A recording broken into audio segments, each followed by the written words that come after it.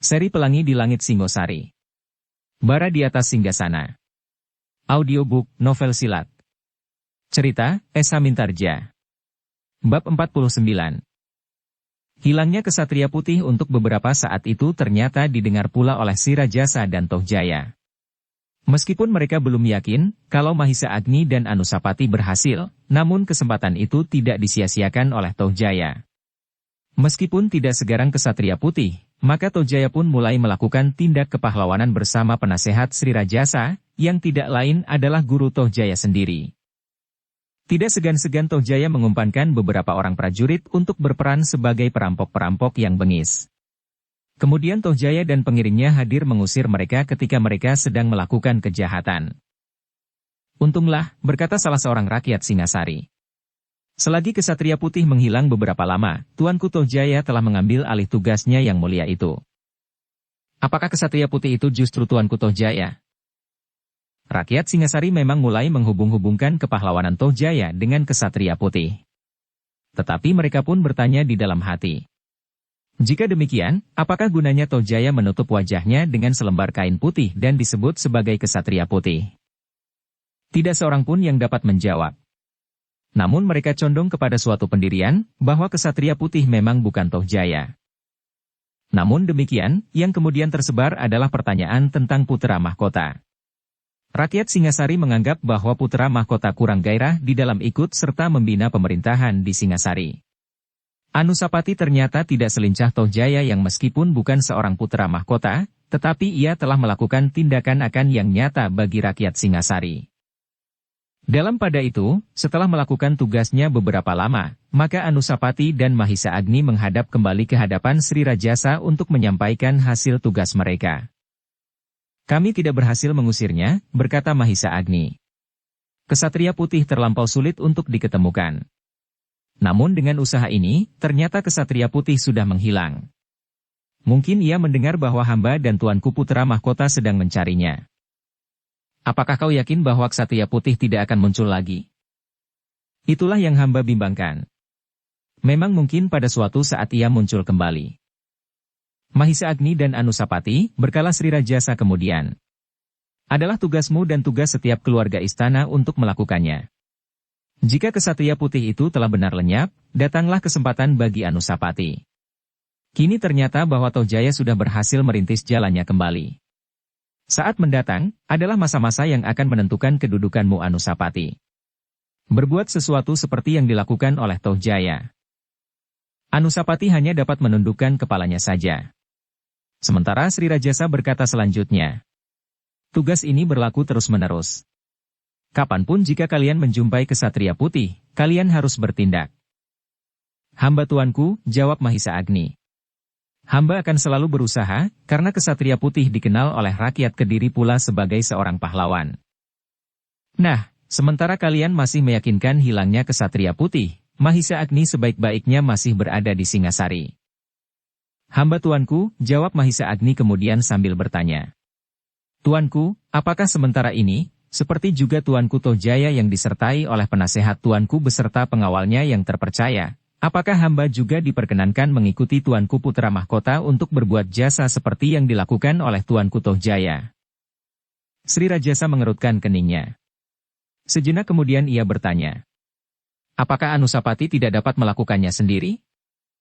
Seperti tuanku Tohjaya, ia memerlukan seorang kawan. Penasehat itu tidak berbuat apa-apa, selain menasehatinya apabila ia terdorong langkah. Mungkin hamba dapat berbuat lebih dari itu, sahut Mahisa Agni. Mungkin hamba tidak saja dapat menahannya apabila tuanku putra mahkota terdorong langkah, tetapi apabila diperlukan, hamba akan mencoba melindungi putra mahkota apabila keadaan memaksa. Bukankah putra mahkota kelak akan menggantikan kedudukan Srirajasa, sehingga karena itu harus dijauhkan dari bencana yang mungkin dapat timbul? Srirajasa merenung sejenak, namun kemudian jawabnya. Mungkin ada juga baiknya. Tetapi dengan demikian kau tidak memberikan didikan yang tepat kepada Anusapati. Ia akan selalu tergantung kepadamu dan kepada orang lain. Ia tidak membiasakan diri berbuat sesuatu atas tanggung jawabnya. Mahisa Agni menarik nafas dalam-dalam. Dengan sudut matanya ia memandang wajah Anusapati yang tertunduk dalam-dalam. Tetapi, berkata Sri Rajasa kemudian, sekali dua kali kau dapat menyertainya. Tetapi untuk selanjutnya, Anusapati harus belajar menjadi seorang yang sudah dewasa. Bukankah ia sudah mempunyai seorang anak laki-laki? Ia bukan lagi anak-anak yang harus selalu dilindungi. Mahisa Agni menganggukkan kepalanya dalam-dalam sambil menjawab. Hamba tuanku. Hamba mengerti. Perlahan-lahan hamba akan melepaskannya. Demikianlah, maka seperti berlomba Tohjaya dan Anusapati berusaha mendapatkan pengaruh dari rakyat Singasari. Tetapi ternyata setiap kali Tohjaya dapat lebih banyak berbuat dari Anusapati. Beberapa kali Tohjaya berhasil menyelamatkan rakyat Singasari dari kejahatan. Hampir seperti Kesatria Putih. Tetapi Tohjaya tidak pernah berhasil memusnahkan mereka seperti yang sering dilakukan oleh Kesatria Putih. Adalah menggemparkan sekali ketika tiba-tiba saja pula suatu kali rakyat Singasari melihat kembali Kesatria Putih. Meskipun Kesatria Putih tidak berbuat apa-apa, karena ia hanya sekedar lewat di atas kuda putihnya, namun namanya kembali menggemparkan Singasari. Apalagi kepada para peronda di sudut kota Kesatria Putih itu berkata, aku akan datang pada saatnya. Tohjaya bukan apa-apa bagiku. Tetapi sementara ini ia dapat menjalankan tugasku, meskipun hanya sebagian kecil. Ternyata bahwa pesan itu sampai juga ke telinga Tohjaya. Alangkah sakit hati putra Sri Rajasa itu. Karena itu, maka dengan kemarahan yang luap-luap Tohjaya berkata, Ayahanda, hamba ingin menunjukkan kepada rakyat Singasari bahwa hambalah orang terkuat di seluruh negeri. Apakah yang akan kau lakukan? Latihan terbuka, atau semacam sayembara tanding? Sri Rajasa tidak segera menjawab. Ia mencoba merenungi kata-kata Tohjaya itu. Perang tanding yang dimaksudkan pasti mempunyai akibat yang luas. Jika ada yang dapat mengalahkannya, maka akibatnya sama sekali tidak diharapkannya. Kesatria Putih yang tiba-tiba saja muncul meskipun hanya sesaat itu ternyata sangat mengganggu kebesaran nama hamba. Seakan-akan hamba hanyalah sekedar pembantunya yang tidak berarti. Sri Rajasa mengangguk-anggukkan kepalanya. Tetapi ia berkata, tetapi kau harus mengerti akibatnya Tohjaya. Kau mempertaruhkan namamu. Kalau kau dikalahkan oleh siapapun juga, maka namamu akan hancur. Kau tidak akan dapat bangkit kembali untuk waktu yang sangat lama. Bahkan mungkin untuk selama-lamanya. Tetapi jika hamba dapat menguasai arena, maka hambalah orang terkuat di seluruh Singasari. Sekali lagi Sri Rajasa mengangguk-anggukkan kepalanya. Namun demikian, Sri Rajasa agaknya lebih berhati-hati dari Tohjaya, sehingga karena itu maka katanya. Tohjaya, aku lebih senang mempergunakan istilah latihan terbuka bagi anak-anak muda. Di Singasari ternyata ada orang-orang kuat yang tidak dapat kau lupakan. Orang berkerudung hitam yang memasuki halaman istana, kemudian orang berkerudung putih itu, dan yang harus kau perhitungkan adalah orang-orang seperti Kiai Kisi yang tidak menghiraukan cara apapun yang akan ditempuh untuk mendapatkan kesempatan. Itulah sebabnya, maka kau harus membatasi daerah sayembara itu. Jika kau kalah di dalam latihan itu, akibatnya tidak akan begitu parah. Tetapi jika kau menang, namamu akan cukup mendapat penghargaan meskipun tidak seperti yang kau harapkan. Orang terkuat di seluruh Singasari. Tohjaya merenungi pendapat ayahandanya itu. Sambil mengangguk-anggukkan kepalanya ia berkata, Ayah, hamba mengerti. Nah, kita akan segera mengundangkan arena terbuka bagi anak-anak muda Singasari. Siapapun boleh memasuki gelanggang. Kita akan memberi kesempatan kepada siapapun juga. Yang paling menang di antara mereka, baru mendapat kesempatan berlatih melawanmu. Kau mengerti? Hamba ayahanda. Perkelahian yang akan diadakan adalah perkelahian di atas punggung kuda dengan senjata tumpul. Sebuah tombak panjang yang tidak berujung runcing, tetapi justru diberi pelunak di ujungnya. Siapa yang terjatuh dan kudanya ialah yang dianggap kalah. Tohjaya mengerutkan keningnya. Sebenarnya ia menghendaki perkelahian yang lebih bersungguh-sungguh dan sekedar mempergunakan tombak panjang. Sri Rajasa yang agaknya mengerti getar hatinya berkata, Jangan menuntut lebih dari itu Tohjaya. Jangan sampai kau melakukan pembunuhan di arena. Akibatnya akan pahit bagimu, karena jika demikian terjadi di hadapan rakyat Singasari yang menyaksikannya, maka mereka tidak akan melupakan bahwa kau pernah melakukan pembunuhan di hadapan mereka. Tohjaya mengangguk-anggukkan kepalanya. Tetapi jika sekedar mengalahkannya, maka kau akan tetap dikenang sebagai seorang yang paling kuat dan berjiwa besar.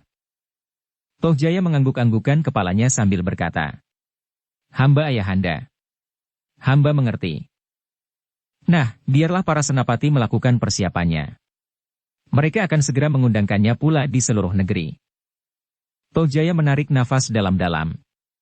Namun jika benar-benar ia dapat memenangkan perjuangan di arena itu, namanya akan menjadi semakin baik di hati rakyat Singasari. Bagaimanakah caranya untuk memancing Kakanda Anusapati agar ia dapat ikut serta, berkata Tohjaya di dalam hatinya. Namun kemudian dijawabnya sendiri. Ia tidak akan berani turun ke arena. Jika ia tidak berhasil mengalahkan bukan saja aku, tetapi anak muda yang lain, yang sama sekali bukan seorang yang pantas, maka namanya akan hancur. Demikianlah maka para senapati yang segera mendapat perintah untuk melaksanakan latihan terbuka itu, mempersiapkan segala sesuatu yang dilakukan. Mereka mulai membuat patok-patok di alun-alun.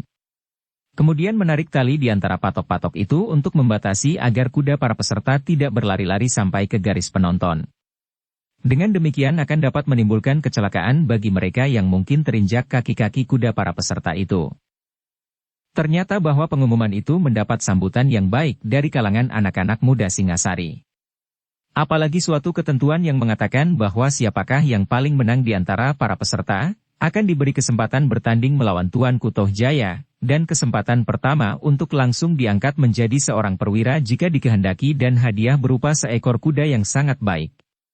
Apalagi jika ia dapat menang atas Tohjaya, maka hadiahnya akan ditambah lagi dengan kesempatan yang lebih luas di bidang keprajuritan dan 3 ekor kuda yang paling baik. Demikianlah pada saatnya, maka sejak pagi-pagi buta, berduyun-duyun orang-orang Singasari pergi ke alun-alun untuk menyaksikan suatu arena terbuka bagi anak-anak muda Singasari. Sebuah panggungan khusus telah dibuat untuk tempat menonton bagi Sri Rajasa dan pada Panglima. Para anak muda yang akan mengikutinya telah berkumpul di sudut alun-alun yang ditentukan. Masing-masing di atas punggung kuda masing-masing yang dihias dengan kelengkapan beraneka warna dan dibungai dengan janur kuning. Ternyata bahwa arena terbuka itu menjadi sangat meriah dan menarik perhatian. Berjejal-jejal rakyat Singasari memenuhi alun-alun mengitari arena yang dibatasi dengan tali-tali yang terentang. Beberapa orang senapati dan prajurit yang bertugas menyelenggarakan arena terbuka itu telah siap di tempat masing-masing. Semuanya juga berkuda mengelilingi arena. Selain mereka harus mengawasi para penonton agar tidak masuk ke arena, mereka harus mengamati jalannya sodoran di arena itu sendiri. Kecuali para petugas itu, ada 2 orang petugas khusus yang akan menilai setiap perkelahian tongkat yang akan terjadi. Tidak boleh ada kecurangan dan tidak boleh ada kekerasan yang melampaui batas. Seorang petugas yang berada di antara para peserta masih memberi kesempatan kepada anak-anak muda yang ingin mengikuti sodoran di arena itu. Namun agaknya sudah tidak ada lagi yang menyatakan dirinya menambah jumlah dan anak-anak muda yang ikut serta. Mereka sebenarnya ingin juga mencoba-coba, tetapi mereka harus mempunyai bekal kecakapan mengendalikan kuda dan kemampuan dalam olah kanuragan. Ketahanan tubuh dan keterampilan menggerakkan tongkat panjang yang seakan-akan merupakan sebuah tombak bertangkai panjang. Ketika semuanya sudah siap, serta persiapan-persiapan sudah selesai diselenggarakan, maka permainan itu pun segera dibuka. Sebelum pertandingan dimulai, maka terlebih dahulu, putra Sri Rajasa, Tohjaya, berkuda mengelilingi arena sambil melambai-lambaikan tangannya. Yang menyambut mula-mula adalah mereka yang berada di atas panggung kehormatan. Namun kemudian setiap orang yang menyaksikan pertandingan ketangkasan itu pun bertepuk tangan dan melambai-lambaikan tangan mereka pula.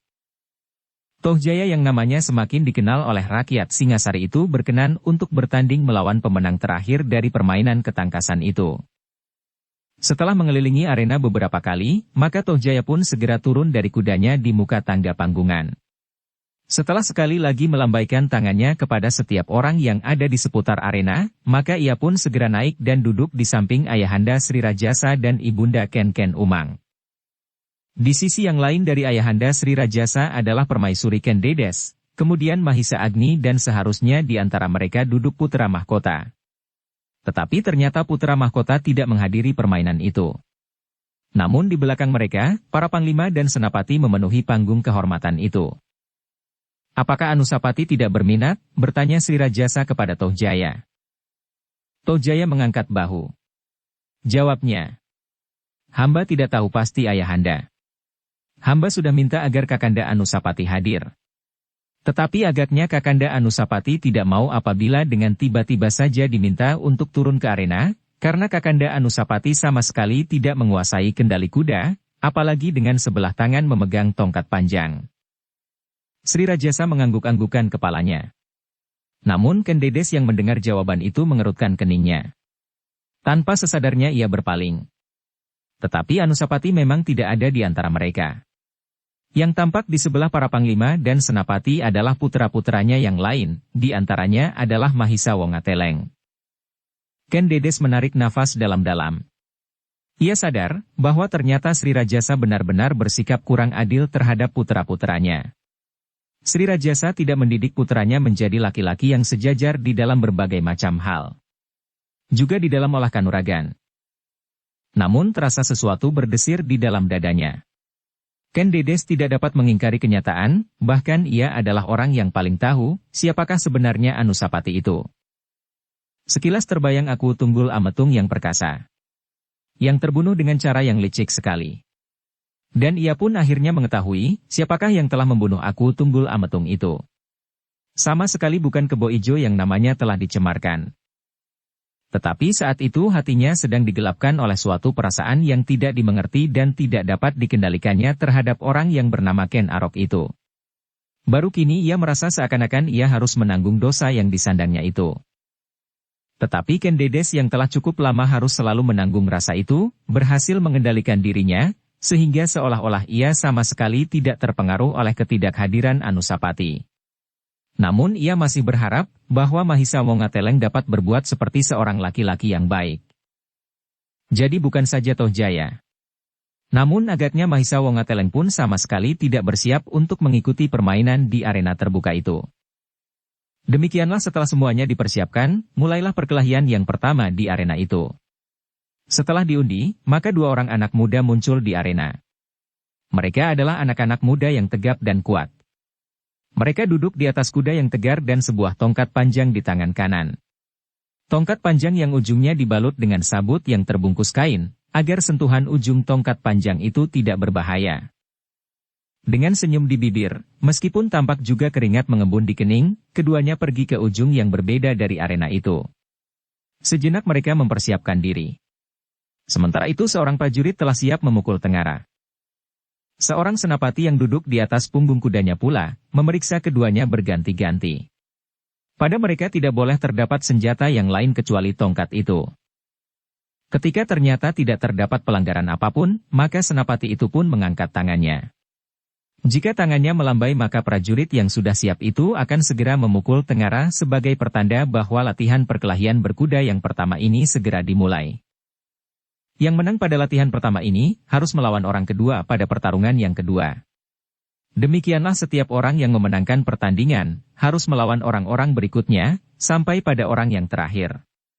Apabila pemenang itu berhasil mengalahkan lawannya terus-menerus, sehingga ia menjadi lelah sekali, maka setelah perkelahian yang ke-10, ia mendapat kesempatan beristirahat, sampai pada saatnya ia akan muncul lagi ke gelanggang melawan orang yang akan memenangkan pertandingan babak baru berikutnya.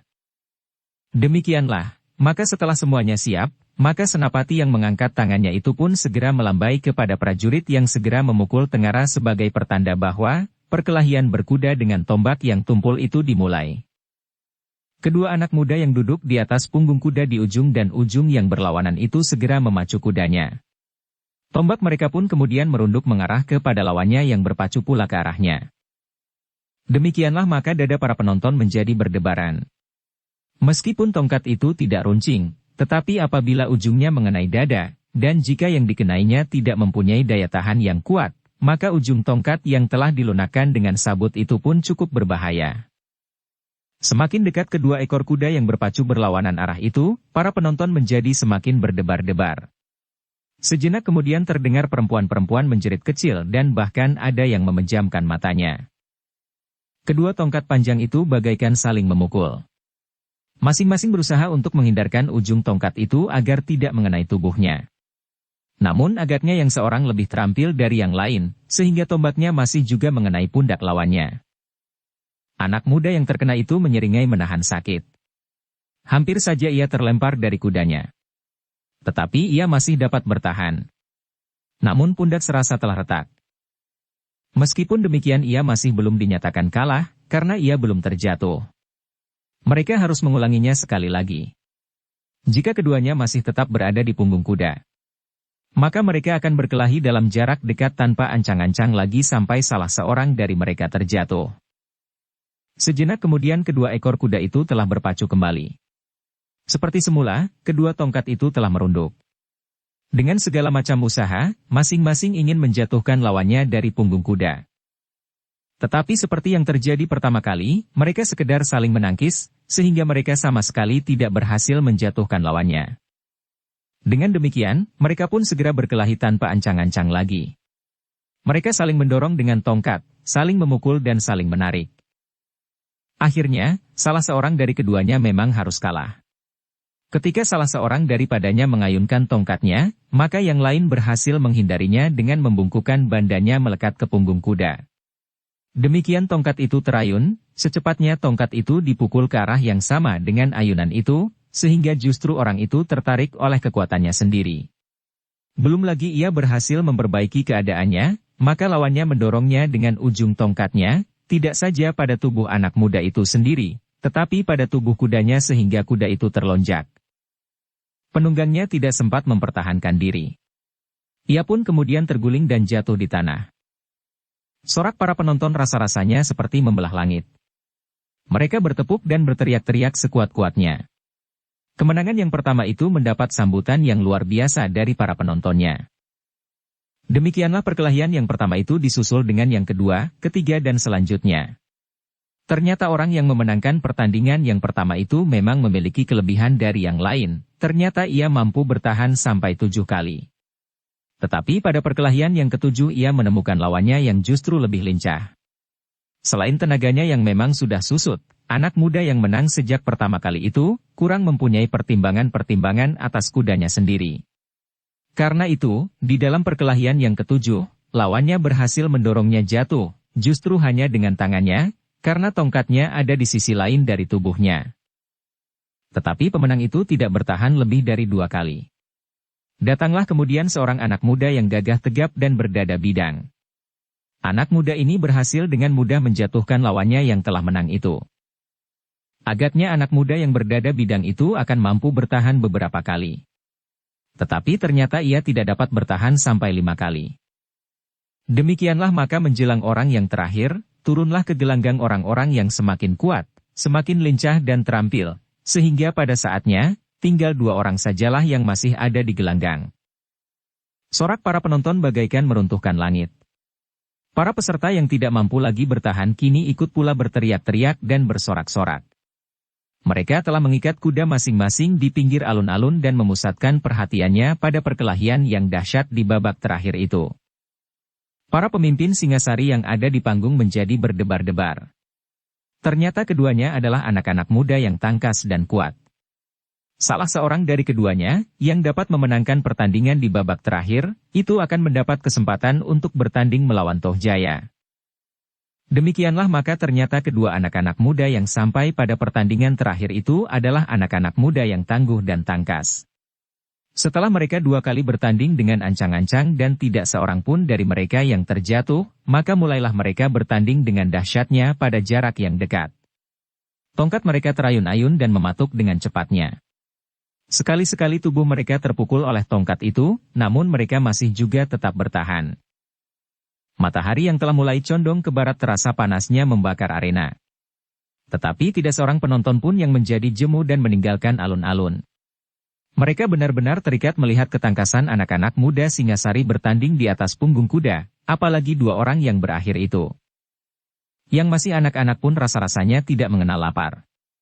Bahkan mereka yang terlupa belum makan pagi pun masih juga bertahan di tempatnya, meskipun agak gemetar juga.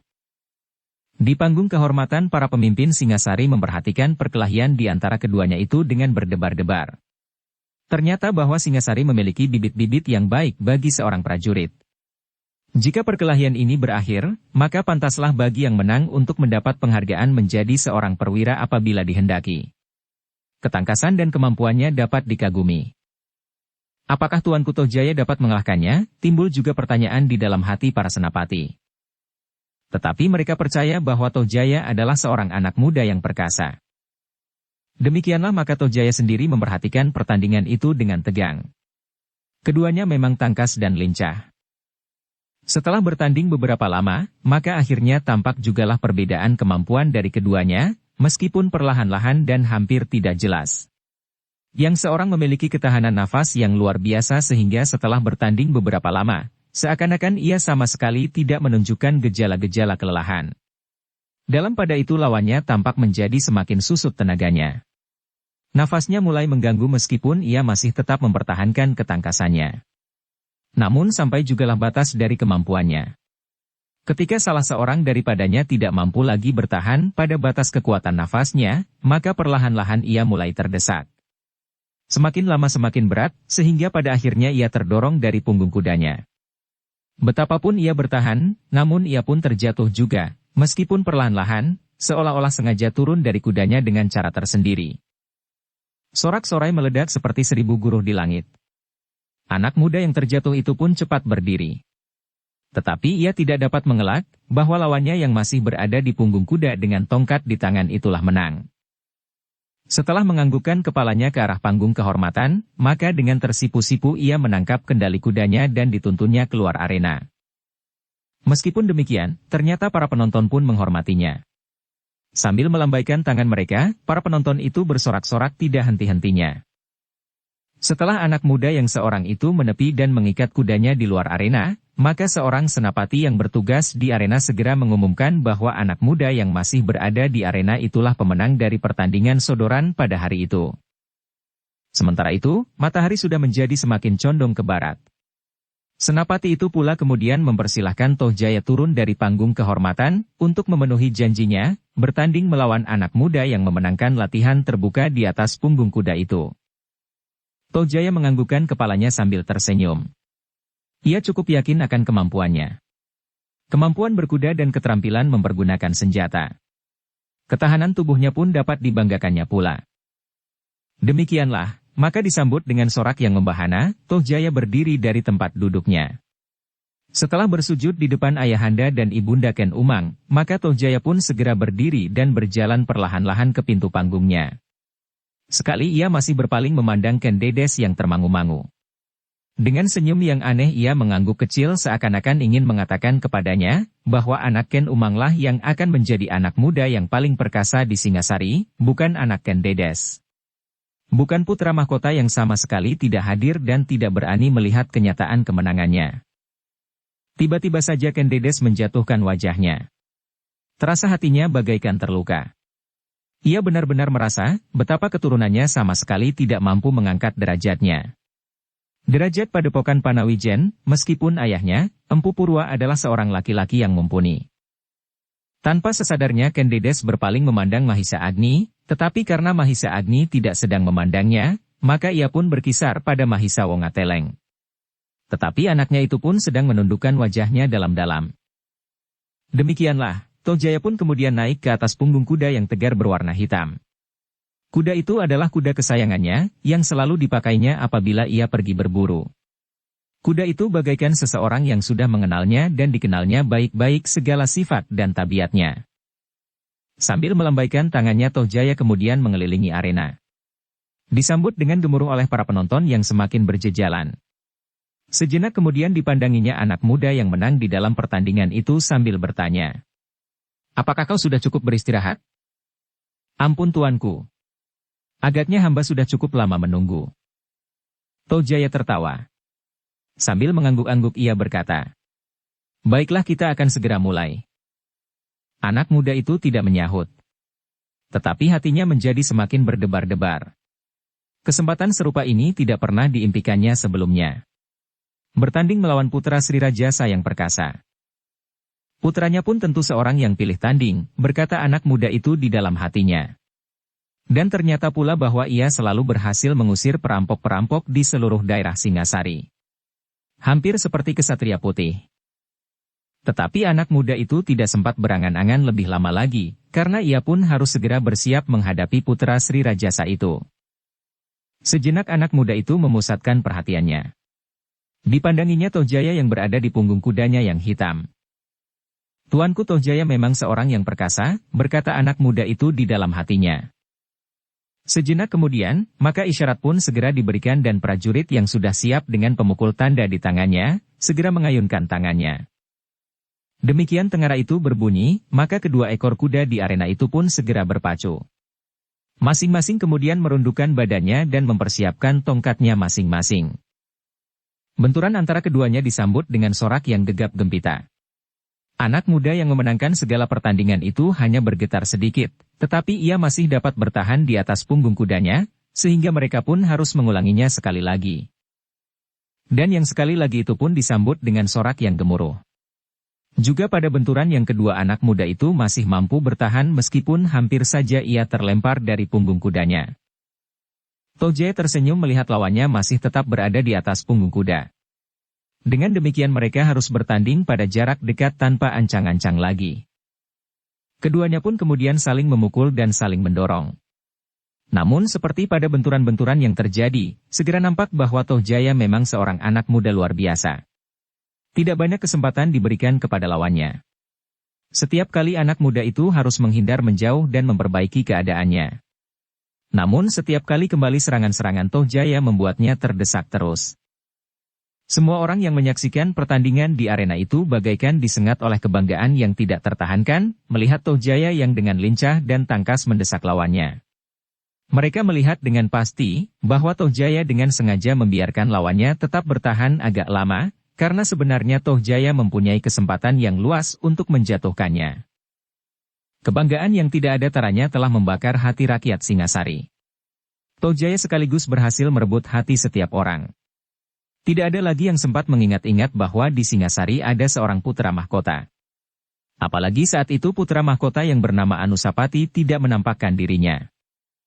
Ken Umang yang melihat sambutan rakyat Singasari kepada anak laki-lakinya demikian menggetarkan jantung, menjadi semakin berbangga. Hampir pasti ia dapat mengharap dukungan rakyat itu terhadap anaknya apabila terjadi suatu perebutan tahta kelak.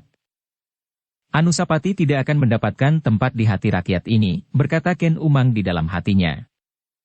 Dan sebenarnya lah bahwa kata hati Ken Dedes pun hampir serupa. Ia melihat suatu permainan yang licik. Dengan sengaja si Rajasa ingin menyingkirkan anaknya dari hati rakyat Singasari.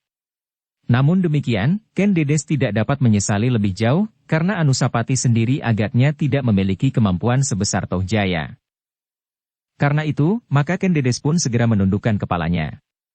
Terasa hatinya bagaikan pecah. Sekali-sekali ia berpaling kepada Mahisa Wongateleng. Tetapi anaknya itu pun hanya dapat menundukkan kepalanya. Agaknya telah menjadi takdir yang maha agung, akhirnya Ken Dedes mencoba menenangkan hatinya dan menyerahkan semuanya kembali kepada pencipta alam dan seisinya.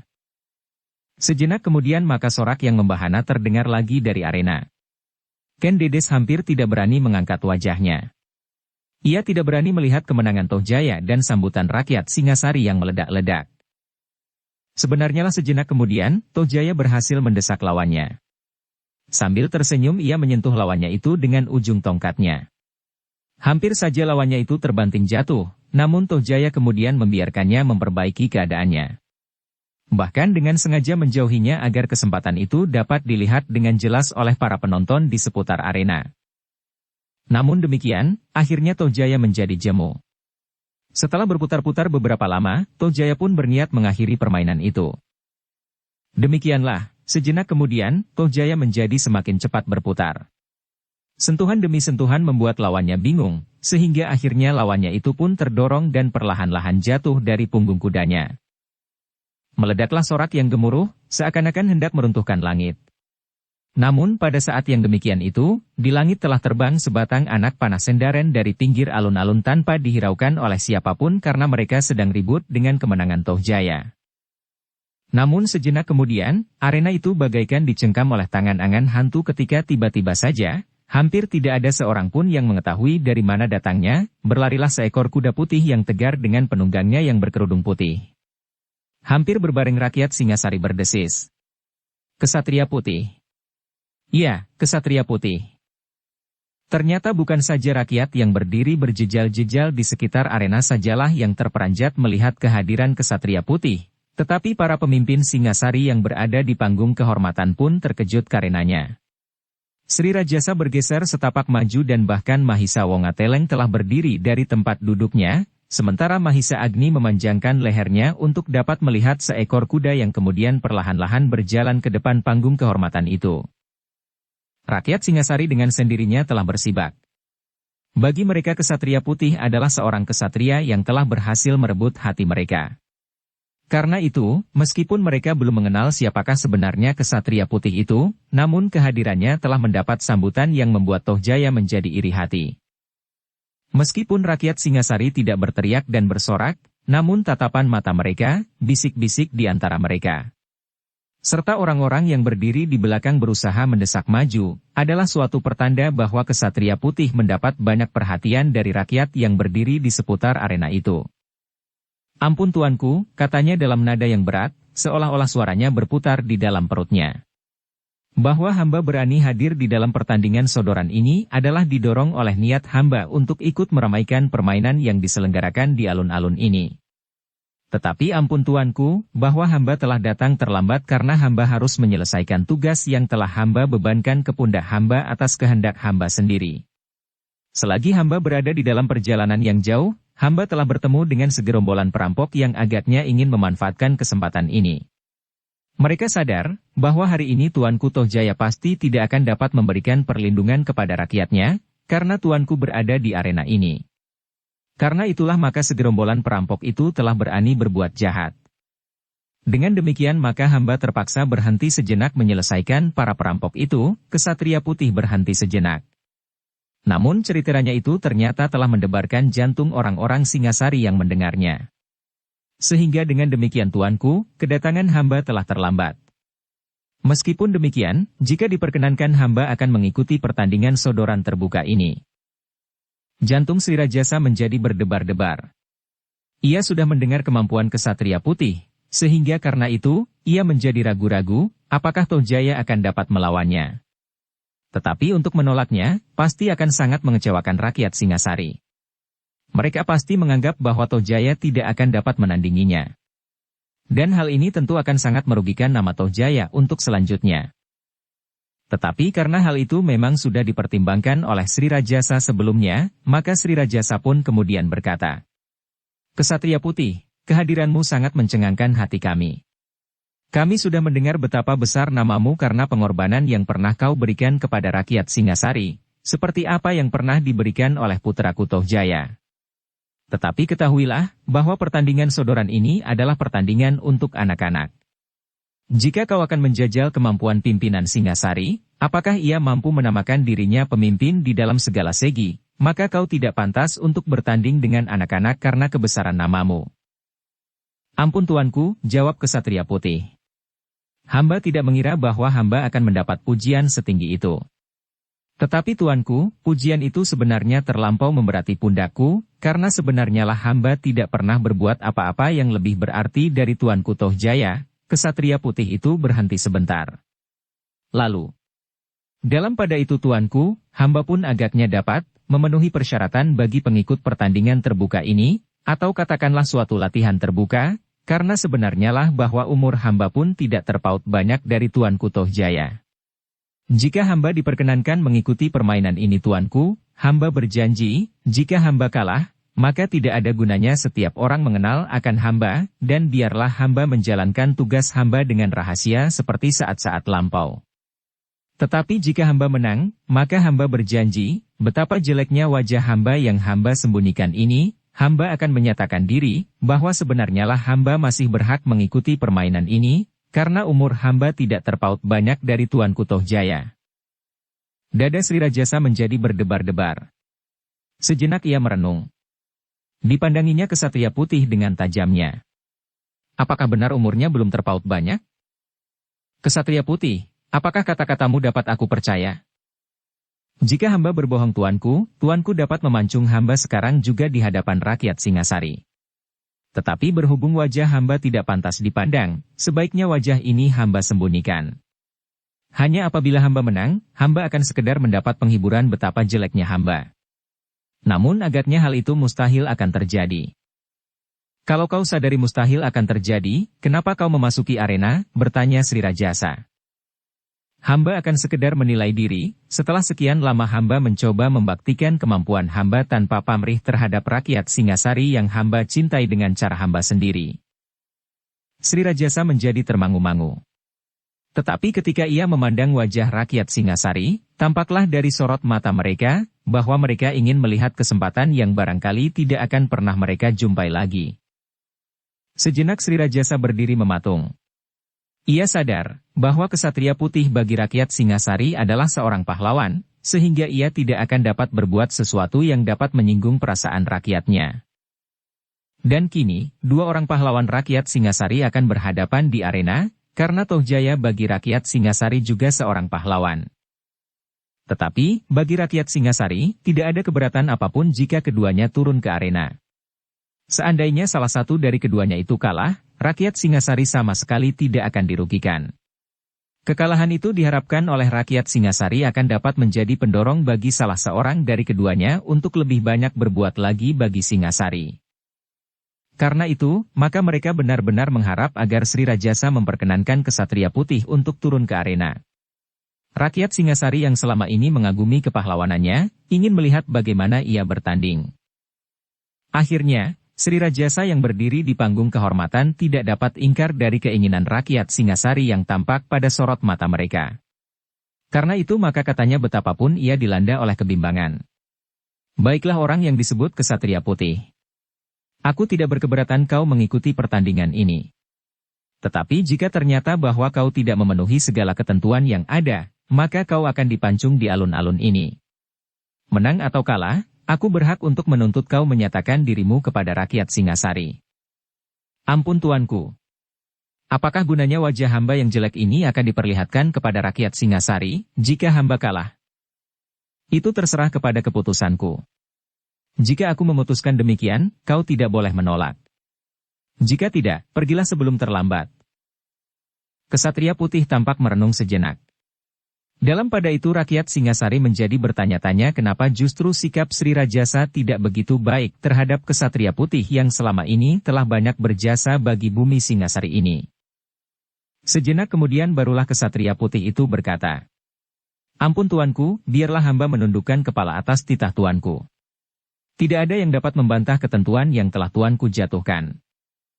Baiklah. Masuklah ke dalam arena. Tetapi kau tidak akan dapat lari dari ketentuan yang sudah aku katakan. Ampun tuanku, hamba akan selalu menjunjung titah tuanku itu." Demikianlah, maka kesatria putih itu memutar kudanya.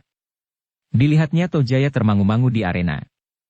Namun sejenak kemudian Tohjaya itu pun berkata dari kejauhan, "Ayahanda, jika kesatria putih ingin memasuki arena, biarlah hamba melayaninya." Sri Rajasa menganggukkan kepalanya. Tetapi ia tidak berteriak menjawab kata-kata Tohjaya itu. Demikianlah, maka kesatria putih itu pun perlahan-lahan memasuki arena. Seorang senapati yang bertugas segera memberikan sebatang tongkat panjang kepadanya dan memberikan beberapa penjelasan tentang pertandingan yang bakal berlangsung. Sambil mengangguk-anggukan kepalanya kesatria putih itu berkata, "Baiklah tuan. Aku akan menyesuaikan diriku. Mudah-mudahan aku dapat melayani tuanku Tohjaya barang 1 atau 2 kejap saja." Senapati itu tidak menyahut. Kemudian keduanya ditempatkan pada ujung yang berlawanan.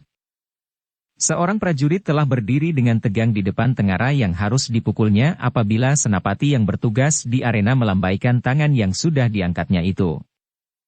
Sejenak suasana menjadi tegang. Tohjaya dan kesatria putih sudah siap di tempat masing-masing. Tongkat panjang mereka telah mulai merunduk. Dalam ketegangan yang memuncak itulah tangan senapati yang berada di arena mulai bergerak terayun jatuh di sisi tubuhnya. Pada saat itu pula, sebuah tengara telah dibunyikan oleh seorang prajurit yang bertugas. Demikianlah kedua kesatria yang berada di arena itu mulai memacu kudanya. Keduanya merasa bahwa lawannya adalah seorang yang memiliki kekuatan dan keterampilan yang melampaui anak-anak muda yang lain, yang kini berjajar di pinggir arena. Para penonton yang ada di seputar arena menjadi tegang. Semua mulut tiba-tiba justru telah terkatup rapat-rapat. Dengan keringat yang mengembun di kening mereka menyaksikan dua orang kesatria yang selama ini menjadi kebanggaan mereka sedang bertanding di arena dalam suatu latihan terbuka. Sekilas melintas di angan-angan mereka, kenapa justru Tohjaya lah yang sekarang berada di arena? Kenapa bukan putra mahkota? Hal itu semakin memperdalam kekecewaan rakyat Singasari atas Anusapati. Agaknya permainan Ken Arok selama ini telah berhasil semakin mendesak Anusapati jauh ke tepi dan bahkan semakin kabur di hati rakyat Singasari. Sejenak kemudian keduanya telah menjadi semakin dekat. Darah rakyat Singasari yang mengelilingi arena seakan-akan berhenti mengalir ketika kedua orang di arena itu saling berbenturan. Mulut mereka terbungkam ketika mereka melihat Tohjaya terdorong oleh ujung tongkat lawannya. Tetapi ternyata bahwa ia benar-benar memiliki ketangkasan berkuda. Meskipun ia sudah menjadi miring, namun ia berhasil memperbaiki, kemudian Tohjaya pun telah tegak kembali di atas punggung kuda. Sri Rajasa terkejut juga melihat kedudukan Tohjaya yang goyah itu, sehingga ia bergeser setapak. Namun kemudian ia menarik nafas dalam-dalam, ketika putranya terkasih itu ternyata berhasil memperbaiki keseimbangannya. Namun demikian, pada benturan yang pertama Sri Rajasa melihat, bahwa agaknya kesatria putih memang memiliki kemampuan yang lebih besar dari Tohjaya. Mudah-mudahan Tohjaya mampu bertahan, sehingga ia mendapat kesempatan untuk bertanding pada jarak yang pendek. Sri Rajasa berharap, bahwa kepandaian Tohjaya mengendalikan kudanya akan berpengaruh di dalam pertandingan itu. Ketika kedua orang yang berada di arena itu harus mengulangi benturan dengan ancang-ancang itu, Sri Rajasa telah menahan nafasnya. Demikian juga para penonton di sekeliling arena. Tidak seorang pun yang bergerak dan tidak seorang pun yang mengucapkan sepatah kata. Semuanya seakan-akan membeku karenanya. Yang terdengar hanyalah derap kaki-kaki kuda, diikuti oleh tatapan mata yang tegang. Sejenak kemudian, sekali lagi setiap orang harus menahan nafasnya ketika benturan kedua itu terjadi. Sri Rajasa hampir meloncat berdiri. Untunglah ia sadar, bahwa ia adalah seorang maharaja yang besar. Karena itu maka ia tetap saja duduk di tempatnya. Ternyata benturan yang kedua menguntungkan Tohjaya ketika kesatria putih agak terlambat mengangkat tongkatnya. Sentuhan tongkat Tohjaya telah menggerakkan ujung tongkat kesatria putih sehingga sama sekali tidak mengenai sasarannya. Namun dalam pada itu, Tohjaya dengan cepat berhasil menggerakkan ujung tongkatnya sehingga menyentuh pundak kesatria putih. Kesatria putih mencoba untuk menghindar.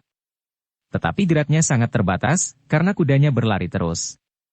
Meskipun ia berusaha memutar tubuhnya, namun ujung tongkat Tohjaya masih mengenainya sehingga hampir saja kesatria putih terlempar dari kudanya. Tetapi seperti Tohjaya, kesatria putih masih berhasil mempertahankan dirinya. Kakinya masih berpegangan dengan kuat, sedang sebelah tangannya memeluk kudanya sementara tangannya yang lain memegangi tongkatnya erat-erat. Untunglah bahwa kudanya adalah kuda yang baik, sehingga meskipun kendalinya lepas sama sekali, tetapi kuda putih itu tidak melonjak dan melemparkan penunggangnya yang sedang dalam kesulitan. Tohjaya melihat kedudukan kesatria putih yang lemah itu. Karena itu, setelah kedua benturan itu tidak berhasil menjatuhkan salah seorang daripada mereka yang bertanding, mereka akan meneruskan pertandingan pada jarak pendek tanpa ancang-ancang. Dalam pada itu Tohjaya ingin mempergunakan kesempatan selagi kesatria putih masih berusaha memperbaiki keseimbangannya. Dengan serta-merta ia menarik kendali kudanya berputar. Dengan tergesa-gesa Tohjaya memacu kudanya kembali mengejar kuda kesatria putih. Namun sementara itu, kesatria putih sudah sempat duduk kembali di atas punggung kudanya. Ia sudah berhasil menguasai keadaan sepenuhnya. Karena itu ketika ia sadar bahwa Tohjaya menyerangnya, maka ia pun segera memutar kudanya menghadap lawannya. Sejenak kemudian keduanya pun telah terlihat dalam pertandingan yang seru. Masing-masing menggerakkan tongkatnya dengan cepatnya. Sekali-sekali terdengar kedua tongkat panjang itu berbenturan. Namun kemudian tongkat-tongkat itu terayun mengenai tubuh-tubuh mereka berganti-ganti. Bahkan kadang-kadang tongkat itu berhasil mendorong lawannya. Tetapi keduanya adalah orang-orang yang terampil dan seakan-akan mumpuni mempergunakan senjata panjang dan naik di atas punggung kuda. Mereka yang berada di atas panggung kehormatan pun menjadi tegang. Sri Rajasa hampir tidak berkedip menyaksikan pergulatan yang sengit itu. Mahisa Agni bagaikan patung batu. Bahkan seakan-akan bernafas pun tidak. Apalagi Ken Umang yang menyaksikan putranya bertempur dengan orang yang penuh rahasia, yang oleh rakyat Singasari dianggap sebagai seorang pahlawan. Demikianlah perkelahian itu menjadi semakin dahsyat. Bahkan kemudian mereka seakan-akan telah menjadi bersungguh-sungguh. Hanya karena ujung tongkat-tongkat itu dilapisi dengan sabut, serta daya tahan tubuh-tubuh itu sangat kuat, maka mereka berdua masih tetap berada di punggung kuda. Anak-anak muda Singasari menyaksikan pertandingan itu dengan dada yang berdebaran.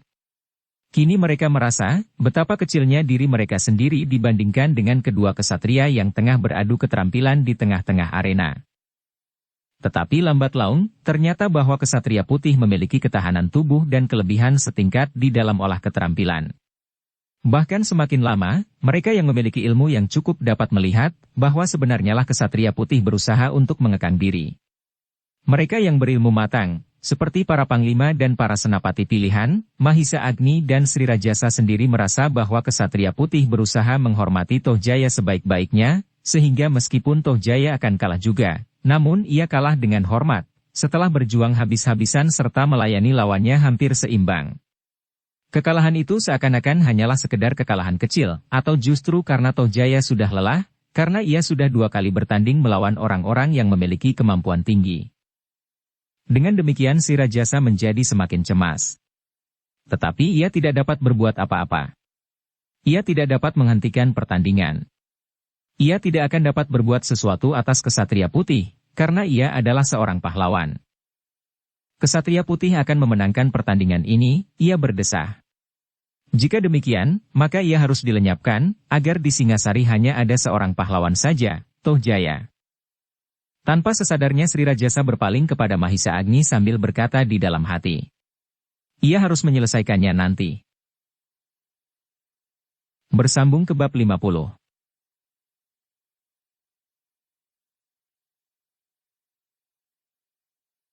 Dukung kami dengan subscribe, follow, like, komen dan share. Terima kasih.